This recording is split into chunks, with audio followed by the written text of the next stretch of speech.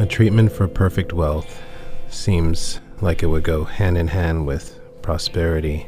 However, a treatment for perfect wealth has a lot to do with one's idea of wealth and what that means to you. So with this treatment, I really wanted to share a little bit about the idea of faith, fear, and happiness. It seems that according to one writer, which I've spent a lot of time enjoying her works, that so much of our past can either be a wall or a step. So it's so important to take the time to remind ourselves that whatever good has been done for others can be done for us and more. So it's really good to repeat that. Whatever good has been done for others can be done for me and more. What it does is remind you that you're no different and no less deserving than anyone else of any of the greatness that this world has to offer. It also reminds you that you are part of those others. So in the past, if you have survived a big hardship, if you have survived something challenging, if you have come through shining and happy and smiling, then you're at another fork in the road or another place where you find that you're feeling challenged or beat up or tired and exhausted or without answers, that this too is an opportunity for God or the universe or whatever it is that you want to put that goodness on. That's an opportunity for the same to be done and even more. Dream a little dream at this time to be done for you, to help you, to guide you, to offer assistance through people, through opportunities, through finances. So wealth to me has become this idea that you have the power not so much to become, but to be, and to be in your true essence. Keep your eye on the prize. I've seen and met and have spoken with a lot of individuals that have lots of money and would be considered wealthy by, let's say, the standards of most of the masses, but they themselves feel chained, blocked, tired, unhappy, and the word depressed comes about a lot. When you think of depression, you think of heaviness. You think of an idea that we cannot move forward, or I cannot get up, I cannot rise. Yet wealth is supposed to give you the freedom to do so. So where does the wealth and the power to be sort of connect? Because if we call wealth the power to become, whether it's to become richer, to become something that we're not, or a picture of something we want to be, which usually includes possessions, then we're losing it. And it's so important to change that perspective, because the power to be is existence, and it's rooted in the sense that we are pure energy, and in being pure energy, that being can be the best of our dreams, our visions, and our journeys. I see my dreams unfold before me. When you look at the planet and you look at why people exist, it seems like it's a series of lessons.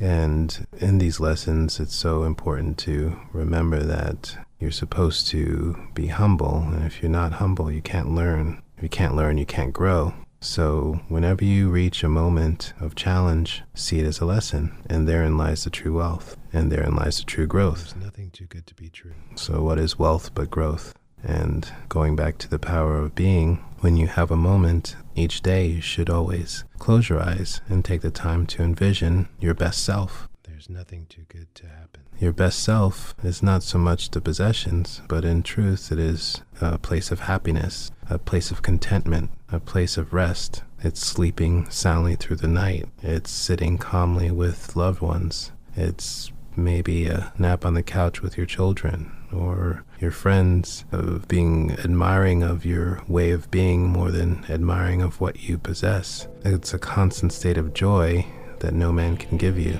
It's a happiness that lasts even in the days of darkness. It's a protection that exists without guards and arms, and it's a lack of fear rather than a succumbing to it. So when you think of wealth, you think about the absence of fear, really. You think about living in the present, enjoying the present day, the moment, the sun, the rain, the food in front of you rather than the food that doesn't exist. Really being happy for what you have rather than wanting what you don't. So much of wealth is really a positive way and outlook and envisioning of your perfect self. So perfect wealth is really perfect self and perfect being. Some say there's no such thing as perfection, but what is heaven if not perfection? And what is heaven and earth if not being present in the moment, being happy, content, and feeling love? I'm awake to my opportunities. So with this earth school that we live in, it's so important to take each day to learn a new way of being, a new way of reinforcing our being, of enjoying our being, of sharing our being, of growing into our being, because that is the only thing we can take with us. And this time being so temporary, it only would behoove us to remember that in this temporal nature, we can build an underground army of terracotta soldiers, we can build temples, we can build statues of gold, and we can lock diamonds away in a vault, we can create prisons the size of mansions and live in them and still be unhappy, because at the end of the day, the things we have accumulated will be left. And the things that we should have accumulated that we can take with us have not been cultivated. Keep your eye on the prize. So I like to use the word earth school because it reminds us that it's a school and that true wealth is knowledge, growth, wisdom, compassion. Storing up of these riches are really the things that we should value. Now, there are moments when, of course, we think, well, where's the money for this house, or where's the money for this car, or where's the money for this object? And I would like to think that in our best self, there's abundance. Dream a little dream. So in speaking of wealth and abundance, I would like to think that the more we cultivate the true self and the true sense of being and the recognition of ourselves as energy, that the commanding of those things will come a lot easier. That this energy, which can manifest as humans or a house or food or a cloud or a sun, can also manifest as our needs and the monies we need. So it's really important to rest in that sense of peace and cultivate that sense of being that also will help us to accumulate and to transcend into a state of abundance. There's nothing too good to be true. So if for you those sayings will help, what God or the universe has done for others, it will do for me and more, or there's never a slip between the right cup and the right lip. Those are things we can repeat to remind ourselves that, just as I've been reminded through writers and another reference of an author, Florence Scovel Shinn, the things that are meant for us will never be taken away from us. The blessings that are in store for us have been there from the beginning of creation. So all we have to do is let our intuitive natures, our sense of being that we've cultivated, our reminding of our true sense of being part of heaven, a place that is more infinite than the place we are now, that will reach those goals, those needs will be met,